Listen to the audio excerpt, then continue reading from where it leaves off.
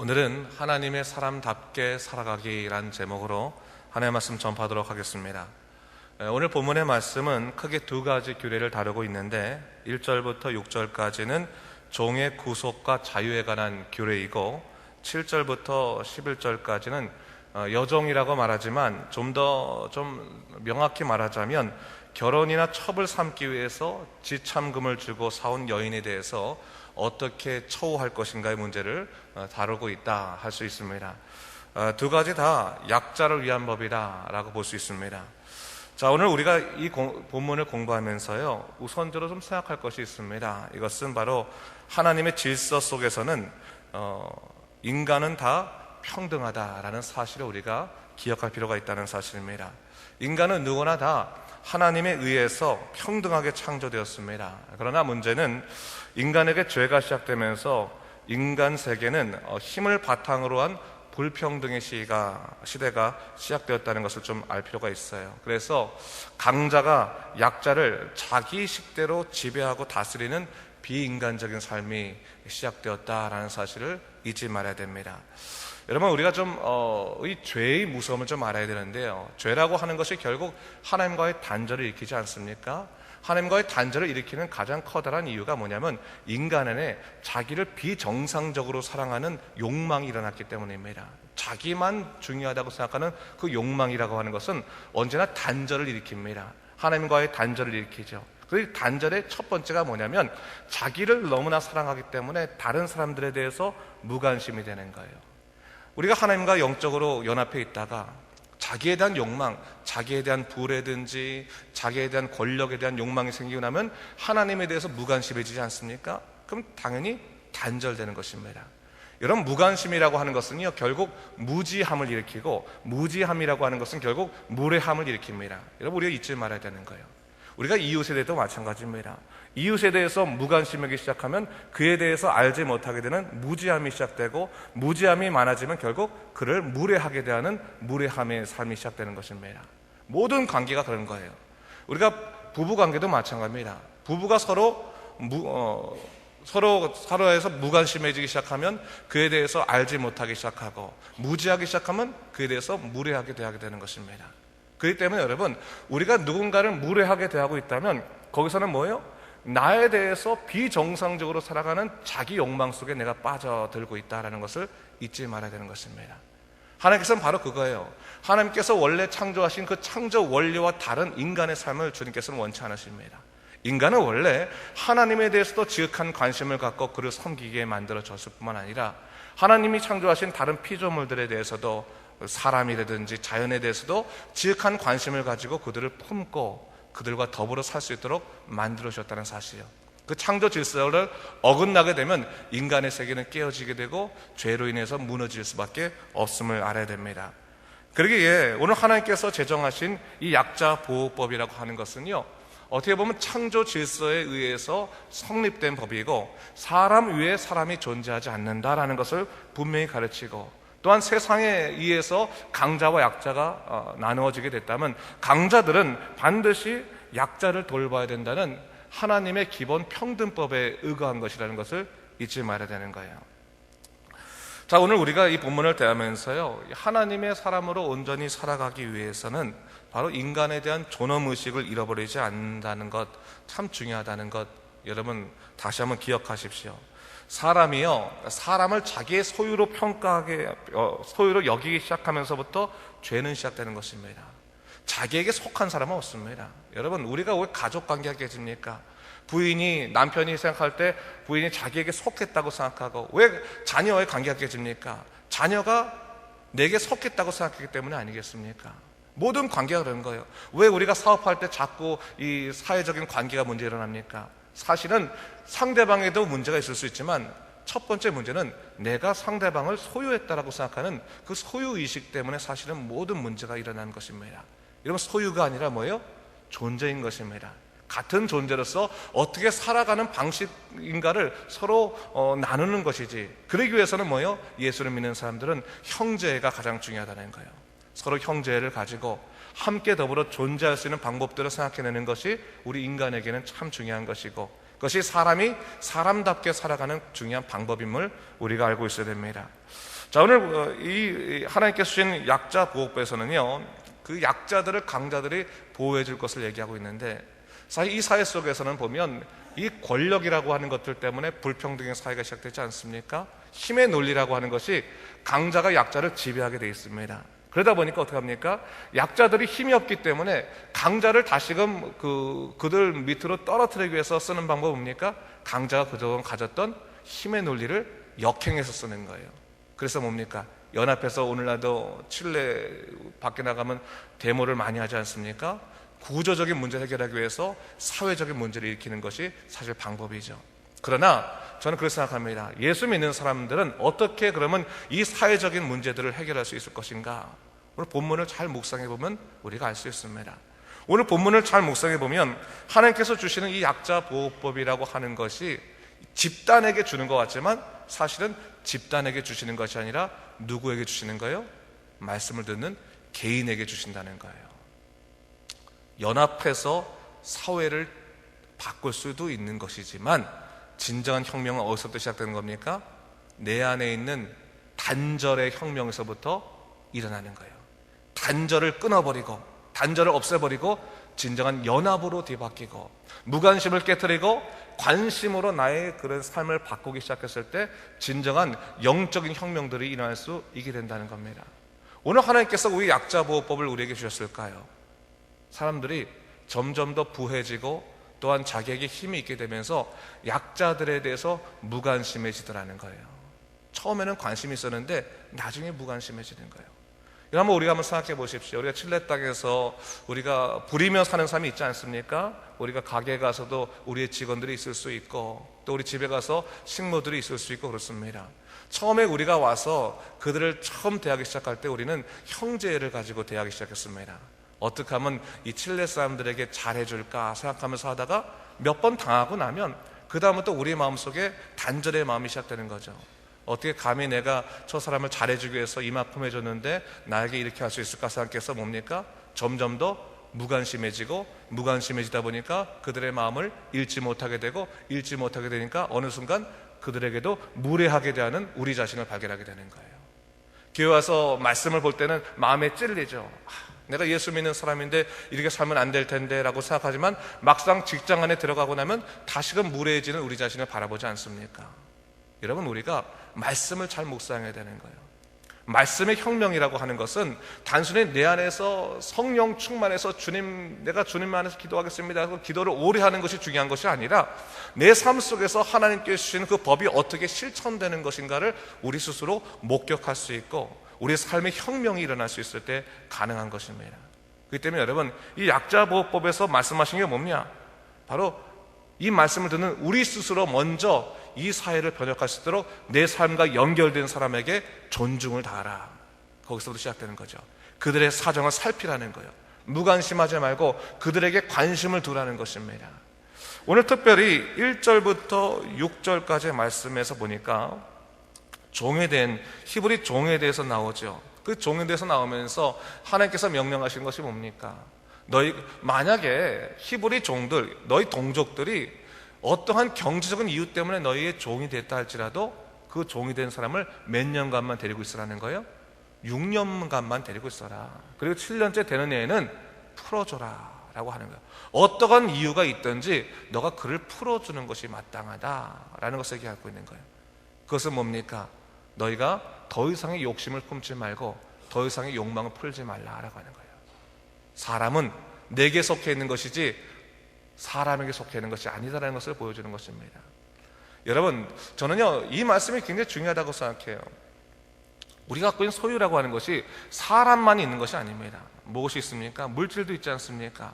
여러분, 우리 물질들은 어떻게 보면 인격이 없기 때문에 다 우리 것처럼 보이죠. 내 마음대로 쓸 수 있는 것처럼 보이죠. 그러나 모든 물질이 다 하나님께부터 나왔다고 생각한다면 여러분, 우리 물질도 내 마음대로 써서는 안 되는 거예요. 하나님의 원리대로, 하나님의 생각대로 어떻게 내가 이 세상 속에서 물질을 사용할 수 있을 것인가를 깊이 생각하고 사용할 수 있을 때 우리가 하나님의 사람으로 살아가게 되는 거죠. 자녀를 키울 때도 마찬가지입니다. 자녀를 키울 때 이 자녀가 내가 낳고 또 내가 돈을 줘서 키우는 거니까 내가 적어도 생각한 대로 이 아이는 자라나야 된다고 생각하고 그를 지배하려고 하면요, 절대로 그가 내 생각대로 자라나지 않습니다. 모든 것이 그런 거예요.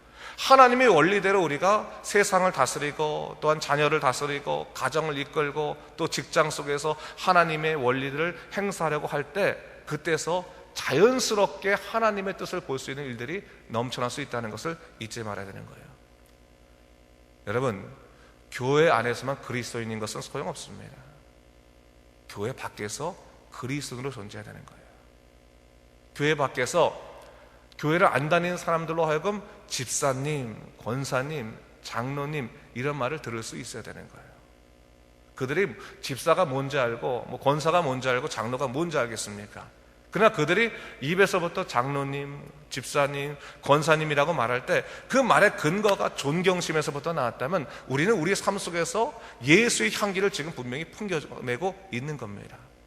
예수를 믿는 사람들이 지나치게 돈의 욕심을 갖고 있는 것처럼 추한 것이 없습니다. 여러분, 돈이 우리에게 분명히 필요합니다. 물질이 우리에게 필요합니다. 우리에게 권력도 필요할 것입니다. 그러나 지나치게 우리가 그것을 소유하고 가지려고 하면서 우리로 하여금 향기가 아니라 어느 날부터 냄새나는 더러운 냄새로 우리가 느껴지기 시작한다면 그것은 우리에게 있는 그리스도인한 직분 자체가 하나님을 가리는 역할을 한다는 것을 우리가 잊지 말아야 되는 거예요. 그래서 어떻게 우리가 이 세상 속에서 지혜로운 믿음의 사람으로 살아갈 수 있을 것인가를 생각하는 것처럼 중요한 것은 없다라는 것을 좀 우리가 명심할 필요가 있다는 사실입니다. 바로 오늘 본문은 그것을 얘기하고 있는 거예요. 약자보호법이라는 것 자체가 네가 정말로 욕심을 품지 아니하고 너에게 있는 그 모든 사람이나 물질들을 하나님의 원리 가운데서 다스리고 있고 교제하고 있고 연합하고 있느냐, 그렇지 않으면 너가 하나님의 사람으로 지금 바로 서 있지 못하는 것이다 라는 것을 얘기하고 있는 것이죠. 자, 그러면서 7절 말씀부터는 또 다른 말씀을 하고 있습니다. 7절 말씀도 역시 약자보호법인데 당시 히브리 민족에 있어서의 그 관습 중에서 이런 것이 있었나 봅니다. 어린 여자애들이 있으면 그 여자애들을 딱 봤을 때 야, 나중에 이 아이를 내 아들의 그 부인으로 좀 삼았으면 좋겠다라고 생각하거나 첩에 대한 것도 있었던 것 같아요. 부인이 몇 명씩 있었으니까 내 첩으로 삼겠다라고 한다면 집창금을 주고 데리고 옵니다. 어떻게 보면 어렸을 때 데리고 오니까 우리나라로 따지면 옛날에 민며느리라고 그러나요? 이걸 좀 데리고 와서 키우는 거죠. 장성할 때까지. 키울 때 그냥 키우지 않고 집안 살림을 돕게 하기 때문에 어떤 모습을 갖게 되는 거예요? 여종의 모습을 띠게 되는 것입니다. 결혼하기 전까지 여종의 모습을 띠게 되는 거예요. 근데 그 여자를 어렸을 때 데리고 와서 자라나 보니까 그 여자애들이 성실할 수도 있고 성실하지 않을 수도 있고 또 미모가 이쁠 수도 있고 미쁘지 않을 수도 있고 그러다 보니까 사람들이 마음이 바뀌더라는 거예요. 처음에는 아들의 부인으로 삼기 위해서 데리고 왔는데 나중에 보니까 별다르게 아들의 부인으로 삼고 싶지 않은 마음이 생기니까 어떻게 돼요? 마음껏 부리는 진짜 노예 같은 그런 여종으로 전락시켜 보더라는 거죠. 그래서 뭐예요? 처음에 아들의 부인으로 올 것 같다라고 생각했던 그 어린아이의 여자의 가슴에 못을 박는 거예요. 고통을 줬다는 것이죠. 여기서 몇 가지가 동시에 들어가는 겁니다. 첫 번째 뭡니까? 하나님의 이름으로 약속한 것을 인간이 저버림으로 인해서 그는 하나님을 가릴 뿐만 아니라 사람의 마음에 대못을 박는 상처를 입히게 되었다라고 하는 것이죠. 여러분, 약속 함부로 하지 마십시오. 여러분, 목사인 저도 항상 주의할 것 중에 하나가 약속할 때가 종종 있는데 제가 저를 돌아볼 때 약속 함부로 해서는 안 됩니다. 그것도 지나친 약속하지 마십시오. 그 사람으로 하여금 꿈을 접게 만드는, 비전을 접게 만들고 그리고 넘어지게 만드는 약속, 너무 큰 약속을 하게 되면 지키지 못했을 때 그 사람이 더 큰 상처받는 것입니다. 이것은 자녀에게도 마찬가지고 부부끼리도 마찬가지고 특별히 하나님에게는 더욱더 크게 서운하지 말아야 되는 거예요. 상처를 입힌 것처럼 큰 건 없습니다. 그리고 항상 여러분들이 돌아봐야 될 사람들의 마음을 돌아봐야 됩니다. 그들이 지금 어떤 상태에 있는지를 좀 돌아보면서 정말 내가 말한 것에 의해서 이 사람들이 어떤 생각을 하고 있는지를 곰곰이 생각해 봐야 되는 거예요. 여러분, 혹시나 우리가 살아가면서 직원들과의 관계가 꼬이거나 혹은 가족과의 관계가 꼬이거나 또 형제들, 우리 교우들 관계 관계에 꼬였을 때 그 꼬였던 이유들 중에 하나가 내가 입으로 말했던 지나친 약속 때문에 있는 것이 아닌지를 한번 생각해 볼 필요가 있어요. 사람은 약속은 금방 잊어버리거든요. 쉽게 약속하거든요. 염려하지 마세요, 그거 내가 해드릴게요 라고 하고 안 해주면 애초부터 말이라도 안 했으면 문제가 없을 텐데 말을 했기 때문에 상대방의 상처를 주는 역할을 감당하게 되는 겁니다. 조심해야 되는 거예요. 자식에게도 조심해야 되는 거예요. 자식이 내 게 아니고 또한 우리 형제들이 내 것이 아닙니다. 조심해야 되는 거예요. 그러면서 뭘 생각합니까?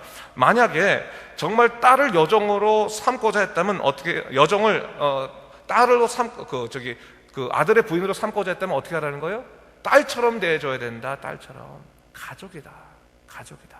잊지 말아야 된다 라고 하고, 만약에 더 이상 그녀를 어떻게 자기 아들의 그 부인이나 또한 자기 가족으로 삼지 않고자 했으면 뭐예요? 내어줘라. 붙잡고 그를 고통스럽게 하지 말고 내어줘라. 그것이 사람답게 사는 것이다. 하나님의 사람답게 사는 것이다 라는 것을 우리에게 보여주고 있는 것입니다. 여러분, 인간은요 언제나 자기의 이윤 앞에 가장 나약합니다. 여러분, 예를 들어 이런 경우 있어요. 어떠한 문제가 딱 일어났을 때 연합해서 우리가 야 이거 마땅하지 못합니다, 이건 도리가 아닙니다 생각하면서 우리 다 뭉쳐가지고 우리 이 문제를 해결합시다 뭉쳤어요. 그러고 난 다음에 누군가 와서 한 명 한 명 만약에 그렇게 하면 당신에게 내가 더 큰 이윤을 줄 테니까 좀 말을 좀 들으십시오 라고 하거나, 당신 만약 그렇게 하면 다른 사람들은 내가 안 건드려도 당신 뭐 자식은 내가 건들 거야, 당신 뭐 살림은 내가 건들 거야 라고 하면 사람은 금방 위축돼요. 왜요? 사람은 이윤에 약하기 때문에 그렇습니다. 우리가 그것을 이겨내기 위한 방법은 한 가지입니다. 내 인생을 하나님께서 온전히 이끄신다는 거예요. 내가 가난해지더라도 하나님께서 나를 다시 일으키실 것이고, 내가 부해진다고 해서도 이것이 내 것이 아닐 것이며, 나의 모든 건강이나 나의 모든 삶의 힘이라고 하는 것은 다 하나님이 주관하시는 것이다. 내가 하나님 나라 갈 때까지 빌려 쓰는 것이다 라고 하는 청지기 의식이 우리에게 없는 이상은 우리가 이 세상 속에서 하나님의 사람답게 살아가는 것이 결코 만만치만은 않은 것이라는 것을 우리가 다시 한번 깨달을 필요가 있는 것입니다.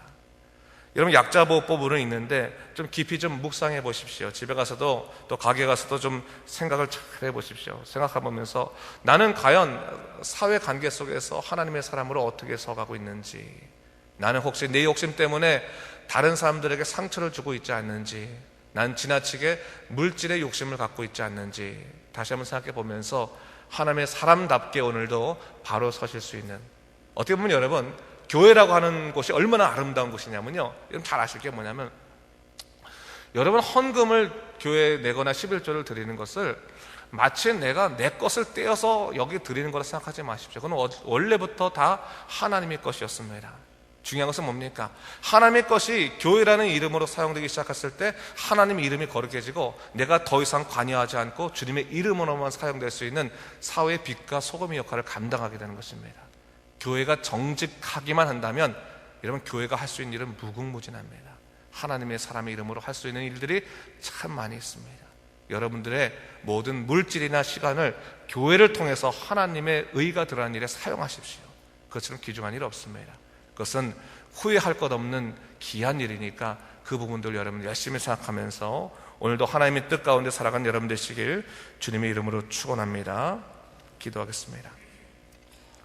주 하나님 아버지, 감사합니다. 오늘 우리가 말씀을 통해서 하나님의 사람답게 살아가는 것이 무엇인지를 좀 생각해 봤습니다.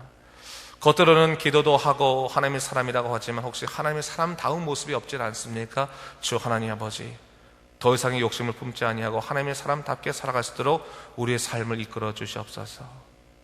어디 곳에든지 하나님의 사람의 향기를 풍길 수 있도록 주여 이끌어 주시옵소서.